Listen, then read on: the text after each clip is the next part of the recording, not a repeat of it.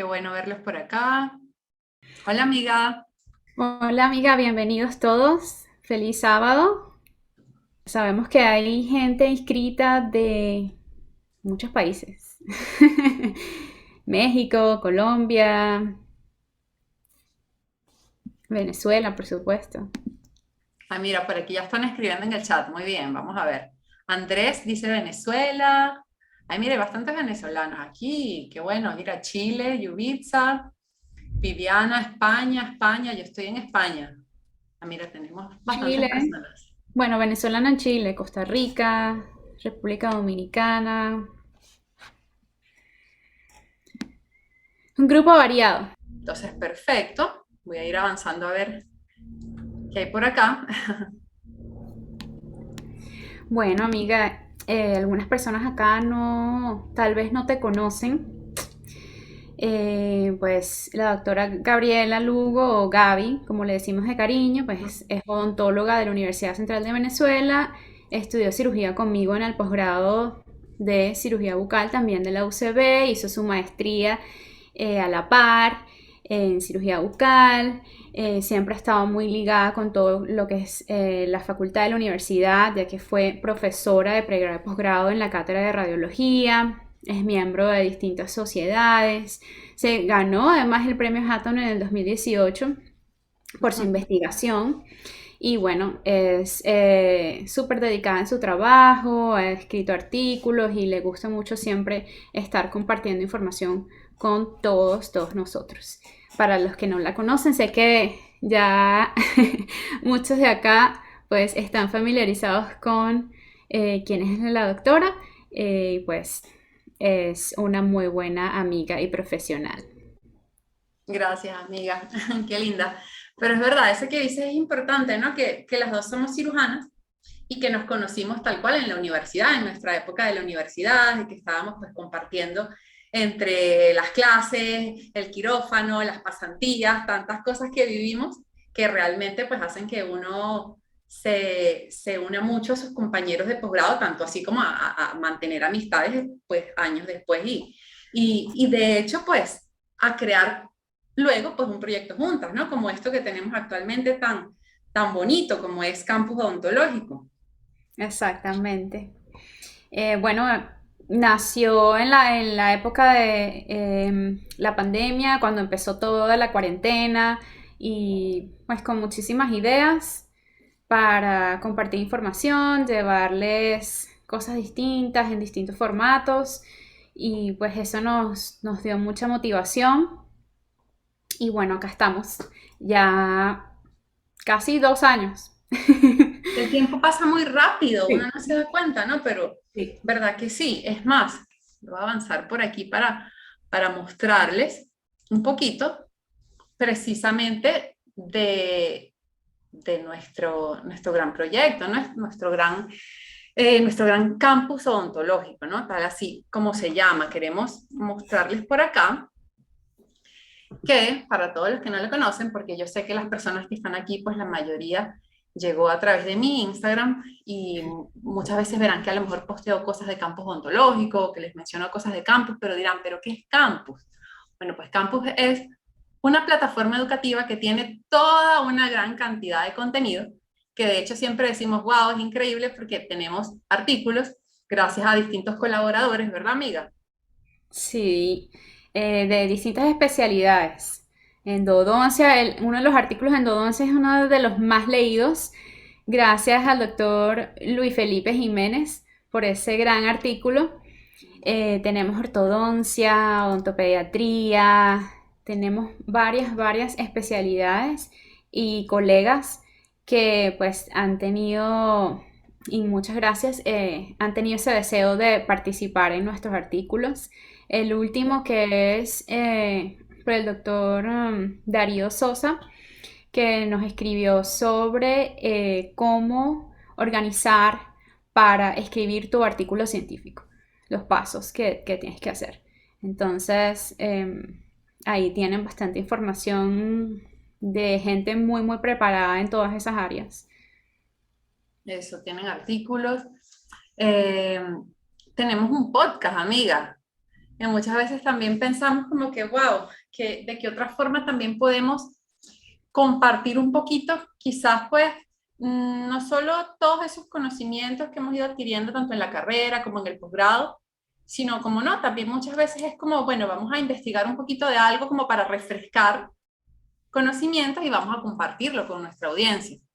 Entonces, pues nada, esta lámina es más que todo para invitarlos a que conozcan nuestra página, que sepan que pueden entrar tanto desde sus laptops, sus dispositivos móviles, sus teléfonos, todo, y que van a conseguir pues precisamente eso, una gran cantidad de contenido, de artículos, incluso no solo artículos informativos, sino también artículos científicos, que los incorporamos dentro de una sección que se llama Odontoflash, que también a veces ponemos, vean nuestro Odontoflash o descarguen el último Odontoflash. Entonces, ¿qué es Odontoflash? Bueno, tratamos de que sean siempre artículos que están en boga, artículos recientes, artículos de este año o del año anterior como mucho, para que pues mantenerlos precisamente siempre actualizados. Entonces, ahí los pueden descargar totalmente gratis.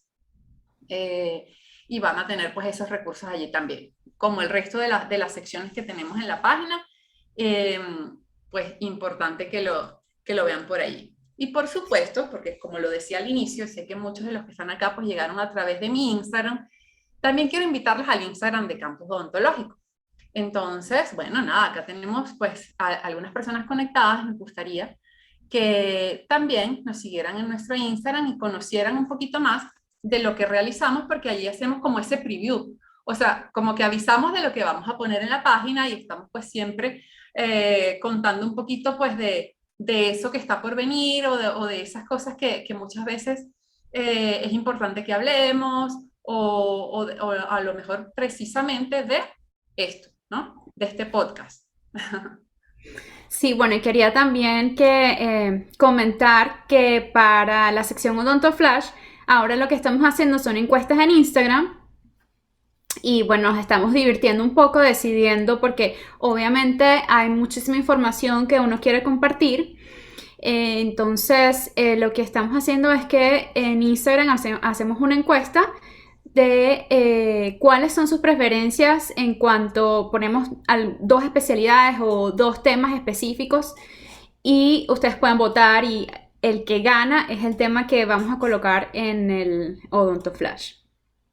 Y para hablarles un poquito del podcast, bueno, tenemos una serie que hicimos el año pasado que hablamos sobre el manejo de los pacientes con ciertas enfermedades y ciertas condiciones médicas. Tenemos uno que es uno de los videos más vistos, que es de la enfermedad renal.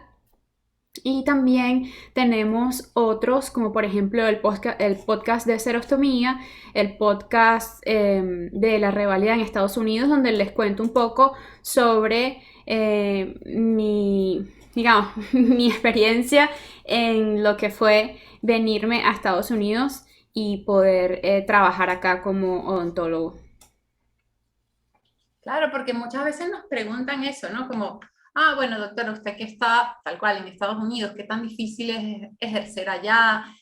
Yo tengo también la misma inquietud de irme, ¿será complicado? ¿Será sencillo? Entonces, como que en ese podcast en particular recopilaste toda esa serie de detallitos y de tips que es bueno que la gente como que las apunte por si su plan está en, pues, emigrar hacia esas tierras, entonces, ¿cómo organizarse? Entonces, tal cual, ese es uno de los más vistos y los de manejo de pacientes con enfermedad sistémica, sobre todo renal. Bueno, sabemos que es el que lleva como que la batuta entre la mayor cantidad de vistas en el canal, pero también, por supuesto, tenemos el de manejo de pacientes con diabetes, manejo de pacientes con serostomía, la explicación de cómo hacer una exodoncia quirúrgica, el manejo del paciente con hipertensión arterial, entre otros, y bueno, también es contenido que pueden ver en cualquier momento, que lo tienen ahí disponible en este canal, que incluso lo pueden escuchar si tienen también la facilidad de hacerlo a través de Spotify o a través de Apple Podcast, pues también lo pueden hacer y sencillamente ustedes se ponen su podcast y mientras van haciendo cualquier actividad, cualquier cosita en la casa, etcétera, todo, y es ir refrescando conocimientos. Odontología es una carrera de estudiar siempre, entonces yo sé que todos los que están acá pues obviamente están en este webinar por eso mismo, porque quieren mantenerse actualizados, porque quieren seguir estudiando, porque no se conforman solo con lo que ven a lo mejor en una clase, que perfecto, está muy bien, pero esa es la base, es el punto de partida para continuar, y más cuando, pues obviamente, ese cambio de chip entre ser estudiante de bachillerato, estudiante del colegio, a ser estudiante universitario, ¿no? Donde uno busca herramientas más allá de lo que solamente ves en el salón de clases. Entonces, todo esto viene a complementar esa formación educativa, pues que ustedes tengan o estén teniendo como estudiantes o que hayan tenido pues como odontólogos. Entonces, pues sí, precisamente esa es la idea. Qué bueno. Bueno, entonces sin más preámbulo vamos a comenzar, ¿verdad? Vamos a comenzar. Gracias, amiga. Chévere. Miren, para hablar un poquito y dejar, comentarles un poquito, esto va a ser como dar precisamente ese abreboca o esa introducción a dos técnicas pues que utilizamos muchísimo en nuestro día a día como odontólogos, como lo va a ser la radiografía panorámica, que es con lo que voy a empezar, y posteriormente con el CBCT, que es el acrónimo en inglés de tomografía computarizada de haz único. Entonces, es importantísimo que si ustedes están ahora mismo, pues viendo este webinar, no se pueden ir hasta el final del webinar. Entonces, para que calculen más o menos un tiempo de 30 a 35 minutos, que es lo que voy a estar acá conversando con ustedes, les tengo una súper sorpresa al final, así que espero verlos hasta la última lámina para que no se vayan a perder la sorpresa. Fíjense que ustedes están acá, pues por algo, ustedes están acá porque se registraron y porque quisieron estar en este seminario online, donde pues voy a compartir con ustedes parte de mis conocimientos adquiridos en la Cátedra de Radiología de la Universidad Central de Venezuela, donde tuve pues la gran oportunidad de aprender y de compartir pues con docentes maravillosos que a la larga pues también ahora son mis amigos y los considero pues modelos a seguir y pues qué valioso y qué importante es cuando, como dicen por allí, lo que bien se aprende nunca se olvida, ¿no? Entonces, precisamente quiero que tratemos un poquito de eso, ¿no? De observar bien las láminas que les voy a mostrar, vamos a ir llevando un poquito, si tienen alguna duda, pues me las escriben en el chat, yo voy a estar acá pendiente, Mara también me va a estar ayudando por si se me escapa algo. Igual si alguna de las personas pues que está viendo en YouTube quiere hacer alguna pregunta o hacer algún comentario, sepa que pueden escribirlo en el chat que está allí en vivo, y también lo pueden dejar, incluso las personas que están viendo desde YouTube, las animo a que pues también le den su like al video de YouTube que está ahí, porque luego eso también, la idea es que generar el contenido que pueda ayudarlos pues a todos los estudiantes y a todos los colegas por igual. Ok, pero entonces nada, sin más preámbulos, la radiografía panorámica. Cuando pensamos en la radiografía panorámica, ¿en qué pensamos? Pues obviamente pensamos como que en el caballito de batalla de la odontología. ¿Por qué? Porque no deberíamos atender nunca a un paciente sin una radiografía panorámica. Una radiografía panorámica es como el estudio base. Muchas veces podemos pensar, bueno, pero si ya hay otros estudios quizás más específicos, o por qué no nada más atender a un paciente en lugar de con una panorámica solamente con una periapical. Si el paciente llega y me está diciendo que le duele un diente en particular, ¿por qué si él llega con esa periapical, yo puedo solamente ver esa periapical y ya? ¿Qué pasa? O también hay personas que me pudieran decir, bueno, pero ¿por qué una panorámica? Si yo de entrada a un paciente de primera vez a mi consulta, que yo no lo conozco y está llegando, yo le indico una tomografía, yo quiero tener un CBCT de ese paciente. Bueno, pues ahí entonces tenemos que ser muy cuidadosos y tenemos que saber que todos los exámenes radiográficos tienen sus indicaciones y que no nos podemos ir ni a lo más complejo de una vez o a lo más pensando que, bueno, nos vamos a ir con la máxima tecnología y le voy a pedir de una vez un CBCT a un paciente, cuando quizás ese paciente resulta que es un paciente cero caries, por decirlo de alguna manera, y en realidad solamente venía a un chequeo de rutina y solamente hay que hacerle una limpieza y un mantenimiento a lo mejor con aplicación de flúor. Entonces, ¿para qué le realicé un CBCT? O también puede pasar que entonces a ese paciente que solamente le hice una periapical porque solo me refería a un dolor muy puntual y muy particular en un molar y se tocaba específicamente cuál era el que le dolía. y después resulta que solamente por yo guiarme por la imagen que estoy viendo en la periapical, estoy perdiendo de una visión más amplia, de una visión más allá, de decir, bueno, pero este molar no está aislado, ¿verdad?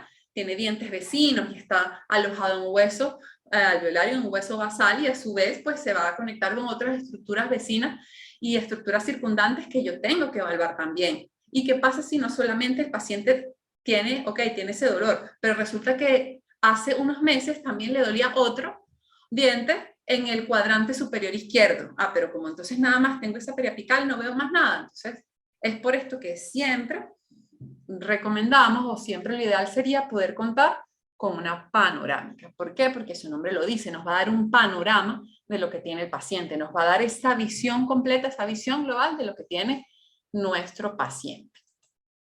Pero ¿por qué yo les digo acá que vamos a hablar de aspectos básicos? Bueno, porque si bien ciertamente el hecho de ir un poco más a la interpretación y un poco más a identificar, por ejemplo, estructuras anatómicas o lesiones, o como lo vemos ahí en la imagen, ver el tipo de tratamiento que le voy a realizar a un paciente, etcétera, yo primero debo comprender el estudio que estoy indicando y debo comprender lo que yo tengo en mis manos. Si yo tengo una radiografía panorámica, debo comprender para qué es esta radiografía panorámica, cómo la obtuve, cómo se obtiene, y también debo comprender o debo saber cuándo un estudio de radiografía panorámica está bien realizado o está mal realizado, ¿no?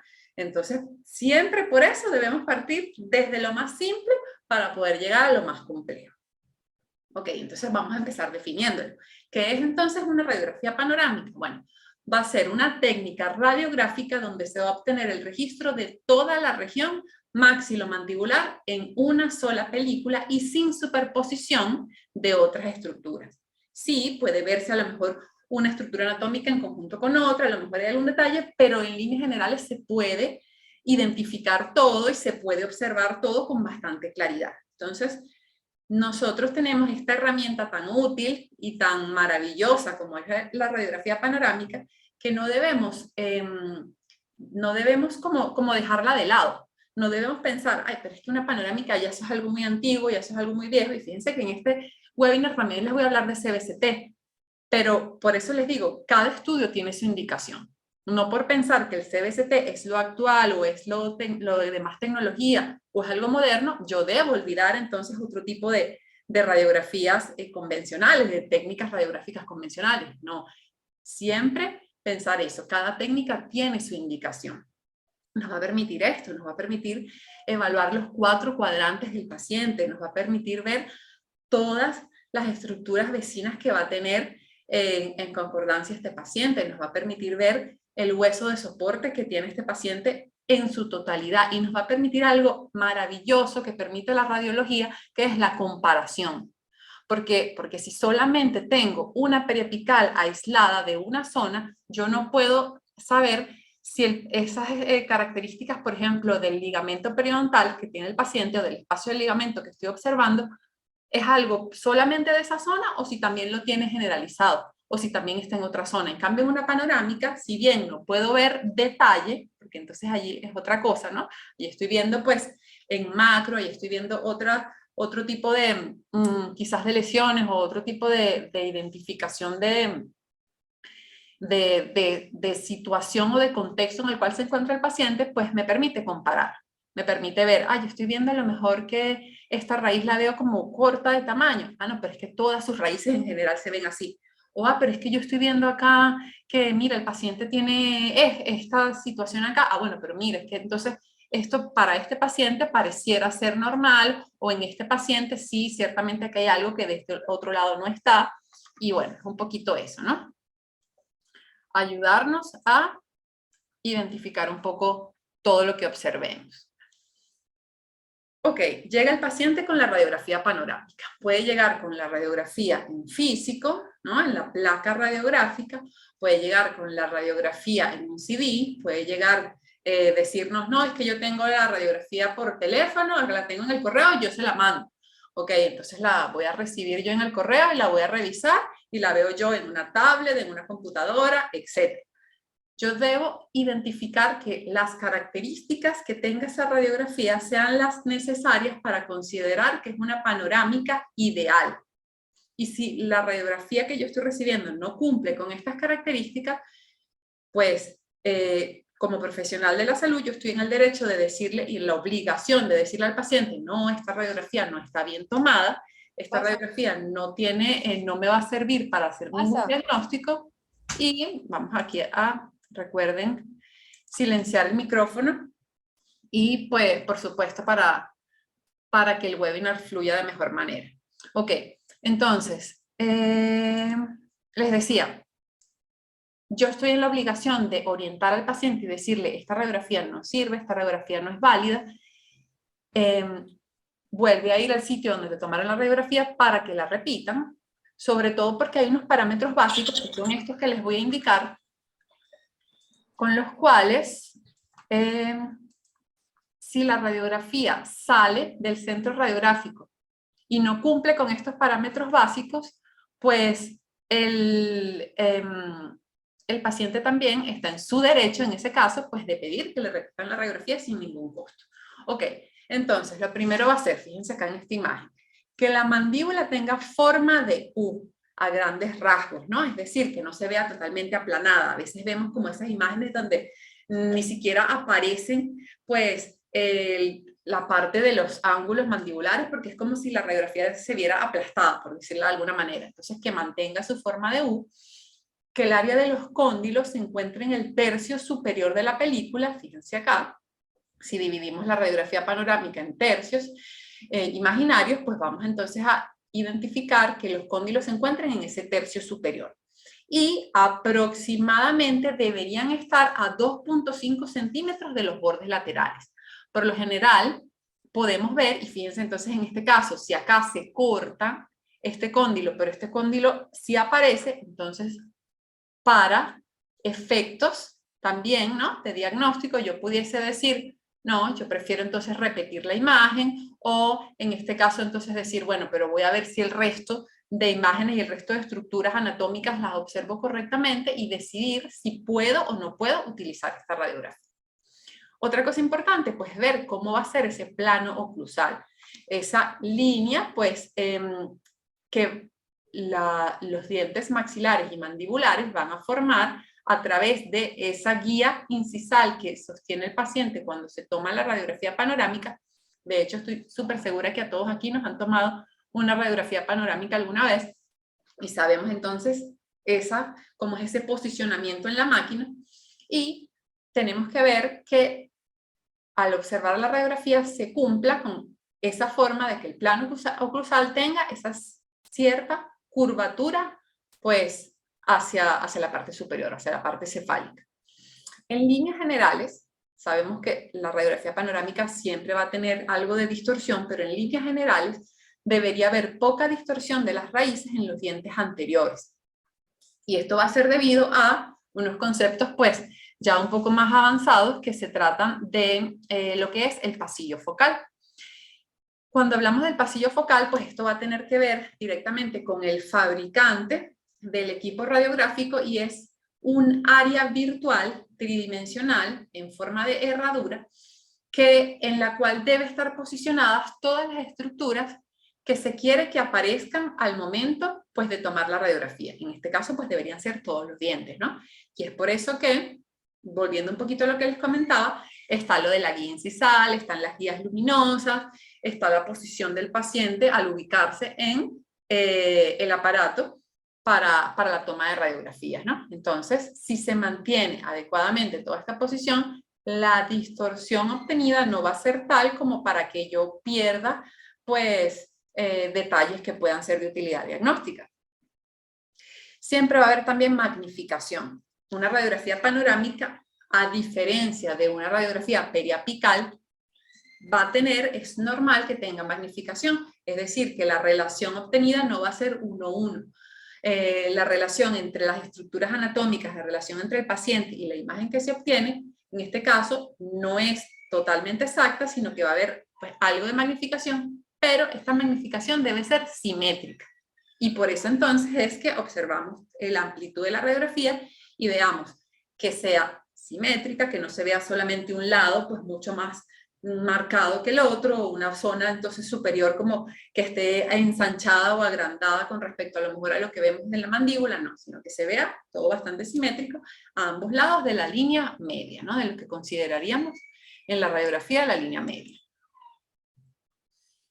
¿Y qué tipo de imágenes podemos ver en una radiografía? Fíjense que todavía acá ni siquiera nosotros empezamos a hablar de los dientes o de estructuras anatómicas o de patologías. No, primero es qué imágenes pueden aparecer en una radiografía panorámica. Entonces las imágenes se van a dividir en imágenes reales y en imágenes fantasmas. Y a su vez, las imágenes reales pueden dividirse en imágenes reales únicas e imágenes reales dobles, ¿ok? Es decir, que podemos observar estructuras anatómicas que por su ubicación y por su posición normal anatómica en el cuerpo, en el área pues, anatómica, al momento de la exposición radiográfica, sean irradiadas una sola vez y van a dar una sola imagen, o precisamente por su ubicación se irradien 2 veces y observemos entonces doble estructura anatómica, pero que sabemos que normalmente eso no es así. Si tuviese que darles algún ejemplo de esto, pues obviamente les hablaría de la columna.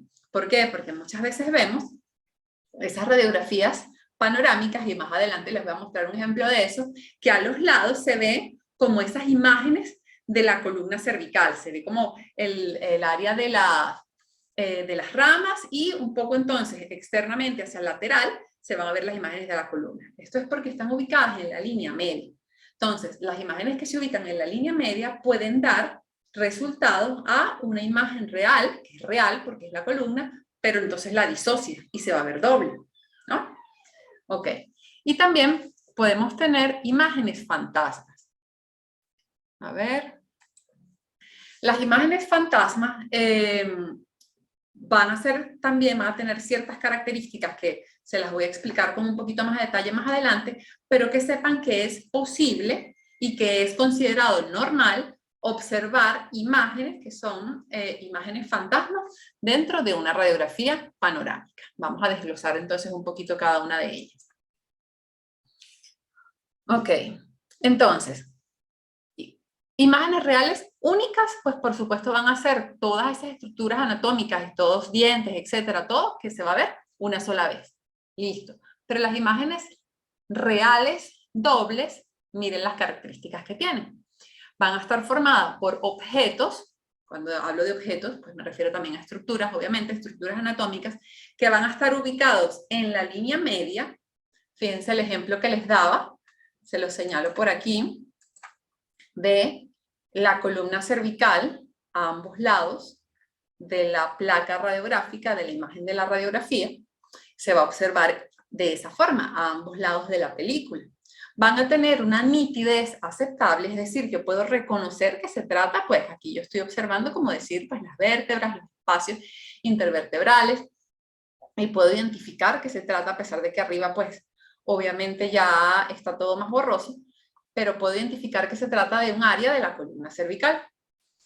Y una característica clave es que siempre va a estar magnificada, sobre todo su componente horizontal. Es decir, estas imágenes reales dobles, de por sí sabemos que la panorámica siempre va a estar magnificada.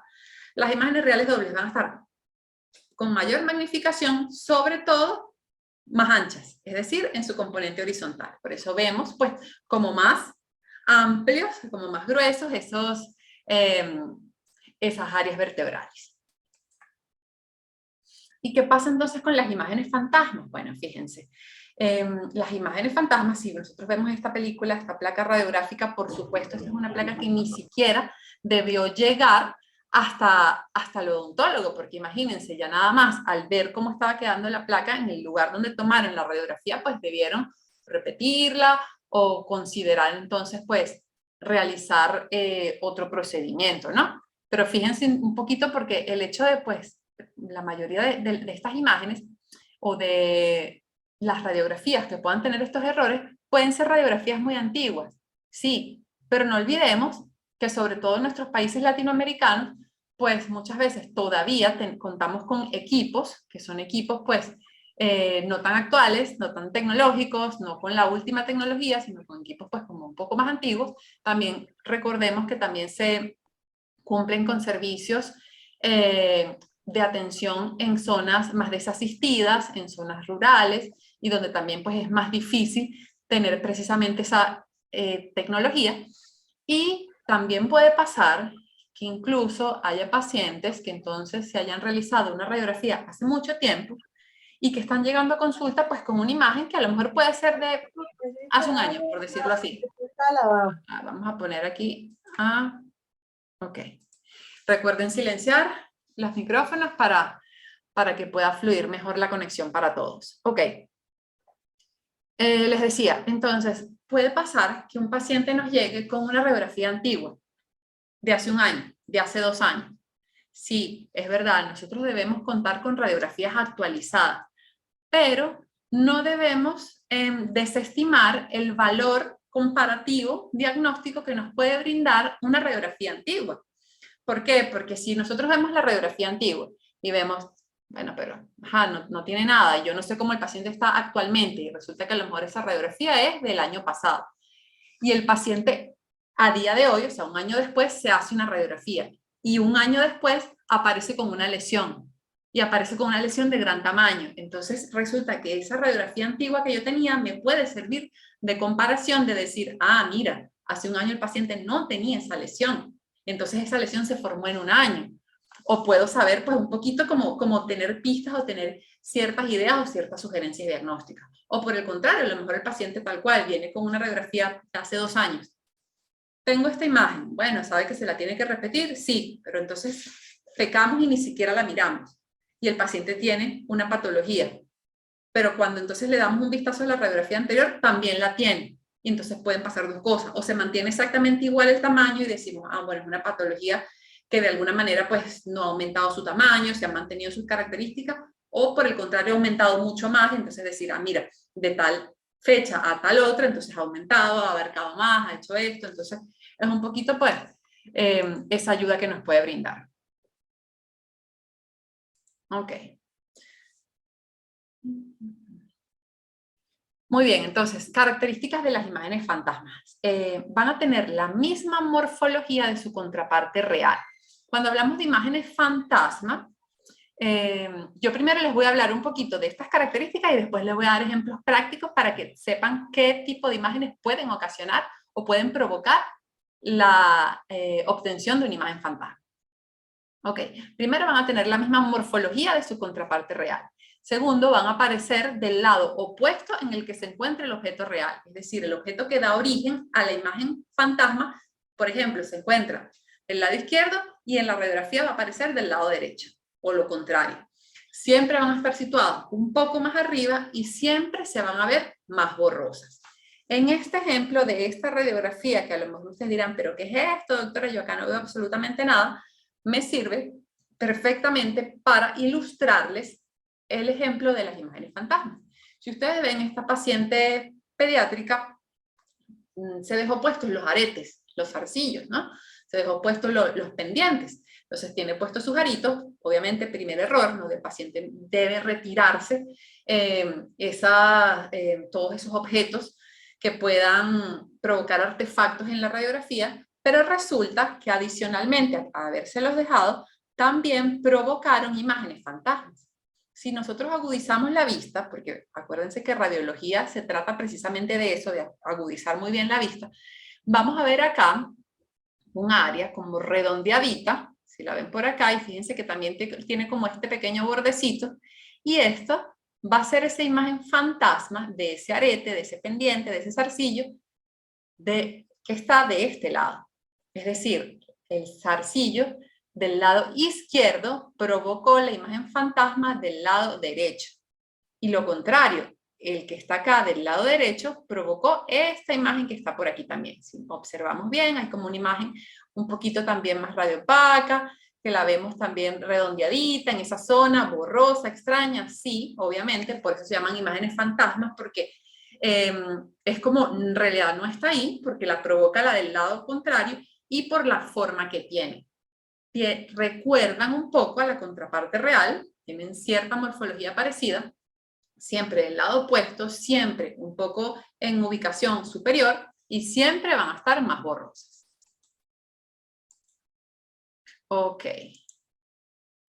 Muy bien. Y antes de pasar a esto, es importante también que sepan que siempre van a estar provocadas las imágenes fantasmas o van a estar producidas por estructuras que sean lo suficientemente densas, como en este caso, por ejemplo, pues con tanta razón, estos pendientes que se observa pues que son de una radiopacidad muy alta, que pues obviamente son de algún tipo de metal o de algún tipo de aleación, pues que puedan provocar entonces esa imagen.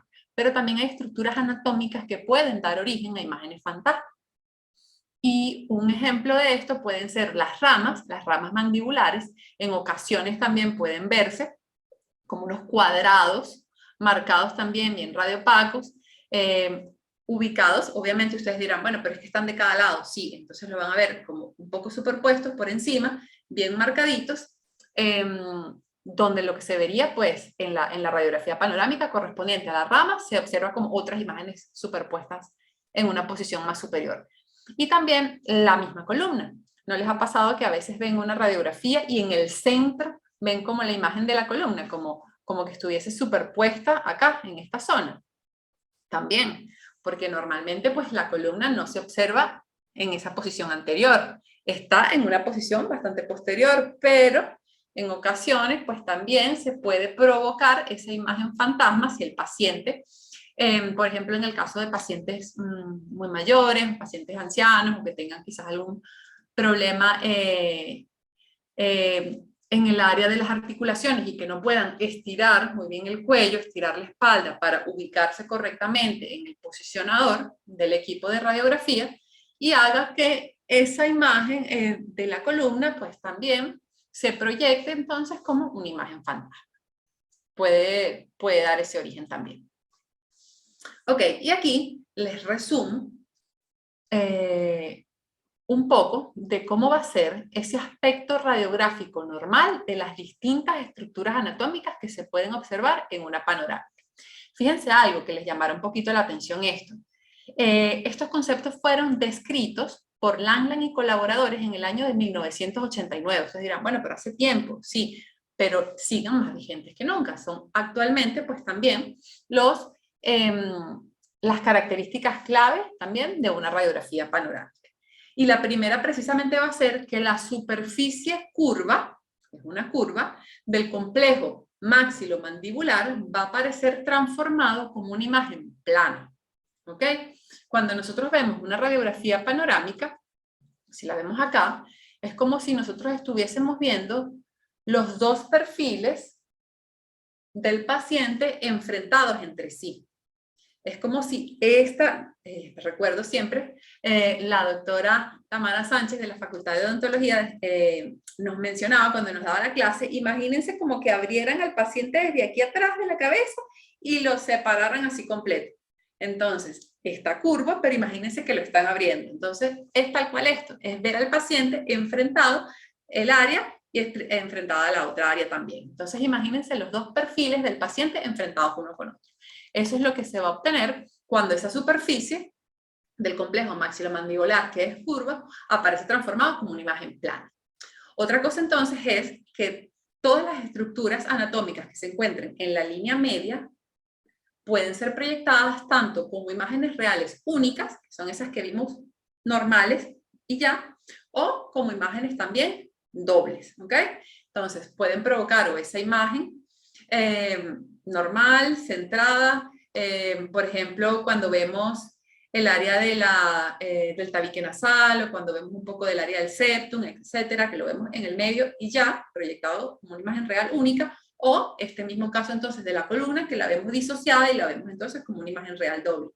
Otro ejemplo también, que ya se me iba a pasar por alto, es cuando vemos el hueso ioides. Como sabemos, el hueso ioides es un hueso único, impar, centrado, y que muchas veces también puede disociarse esta imagen y observarse como pues, dos imágenes, como una imagen real doble del hueso ioides en esa radiografía panorámica, ¿no? Entonces, fíjense también ese ejemplo. Que hay estructuras anatómicas que pueden dar origen a imágenes fantasmas, es decir, que no son solamente objetos externos, como el caso de los pendientes o algo que se haya dejado puesto el paciente. Incluso también que el contorno de los tejidos blandos puede ser visualizado en una radiografía, sí. Por supuesto que en una radiografía lo que vamos a ver con mucha más nitidez y mucho más detalle va a ser el tejido duro, el tejido óseo, los huesos, por supuesto que sí, pero el contorno de los tejidos blandos es perfectamente observable. En algunos casos, sobre todo también depende de lo sensible que sea el equipo, como con respecto a la radiación ahí va a jugar un poquito también pues el hecho de que sea un equipo actual, un equipo que nos permita ver con más detalle todo esto. Por ejemplo, aspectos de tejidos blandos que pueden verse con facilidad en una radiografía panorámica. El pabellón auricular, podemos verlo generalmente pues en esa zona donde estamos viendo el área del cóndilo, etcétera. Podemos ver la apófisis estiloides y vamos a ver también el pabellón auricular. En ocasiones también puede verse la punta de la nariz, la podemos ver superpuesta en el área, también se puede ver, entre otros.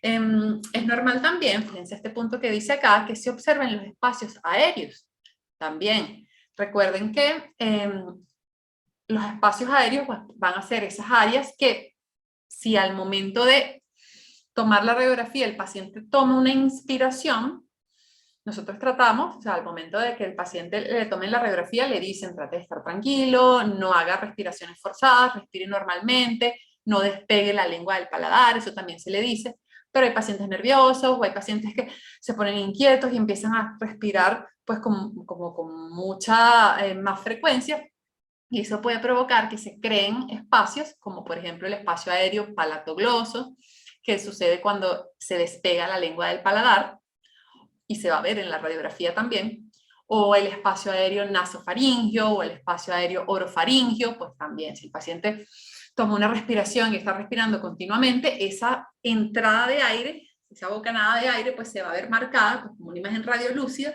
que puede más bien, pues quizás afectarme un poquito o interferir quizás con lo que yo quería ver en la radiografía, ¿no? Entonces, sí, es normal que se vea, pero lo ideal sería en ese caso pues que no se vieran los espacios aéreos porque tratamos de que el paciente esté tranquilo al momento de la toma de la radiografía. Otra cosa, y me pasa mucho, sobre todo en Instagram, que por ejemplo a veces me mandan una radiografía o me dicen, doctora, ¿qué ve usted aquí? Entonces, bueno, primero recordar que por supuesto, nada más con una radiografía no se puede hacer un diagnóstico, porque hay que, la radiografía es parte de la historia clínica, hay que saber cómo es la historia del paciente, la anamnesis, los detalles, el examen clínico, hay que ver toda una serie de detalles antes de una vez diagnosticar solamente viendo una radiografía, porque nosotros vemos pacientes, ¿verdad? Nosotros, sí, la radiografía es un apoyo, la radiografía nos da un extra, un plus, pero todo es un conjunto de cosas. No hacemos nada solamente con el examen clínico, como tampoco hacemos nada solamente con una radiografía panorámica, sino todo es una conjunción. Entonces, muchas veces vemos en una radiografía que hay áreas que se ven como muy radiolúcidas, entonces otras se ven muy radiopacas y a lo mejor hay mucho contraste y hay muchos cambios de densidad y entonces me puedo confundir. Y es normal.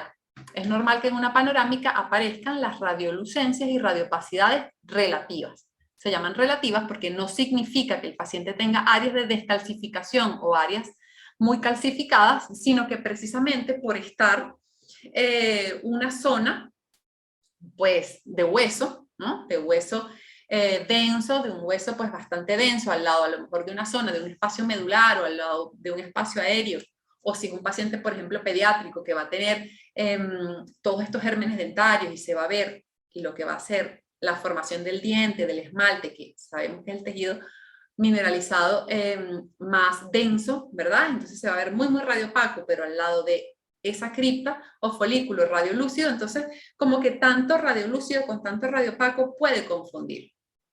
Recordemos que los humanos solamente ven una escala limitada en la escala de grises, solamente puede ver hasta 14 grises en esa escala. Entonces, cuando hay demasiados detalles, pues eso nos puede confundir. Entonces, simplemente, si algo nos llama mucho la atención dentro de una panorámica, saber que tampoco es que es una radiografía que solamente, dependiendo de lo que se tenga, va a ser necesario que la complementemos con una radiografía intrabucal, por ejemplo. Si algo nos hace ruido o algo nos hace, queremos ubicar algo o queremos saber qué puede estar pasando ahí, bueno, entonces complementamos con una periapical, o si es en una zona pues ya de hueso, de un área que no, obviamente no podemos tomar una periapical allí, entonces ahí sí nos iríamos a el CBCT, que va a ser entonces la segunda parte de lo que vamos a hablar el día de hoy. ¿Cómo vamos? Quiero saber si todo está bien, quiero saber si todo está, si está todo, se está entendiendo, cómo está la gente de YouTube también, estoy aquí pendiente. Recuerden, a los que están en YouTube, darle like al, a la transmisión en vivo de YouTube. Vamos a ver. Ay, qué bueno, estoy por acá leyendo. Oriana, excelente. Andrés, todo claro. Dina, súper bien. Pues qué bueno, recuerden, si hay alguna duda, alguna cosa, pues estoy pendiente por acá.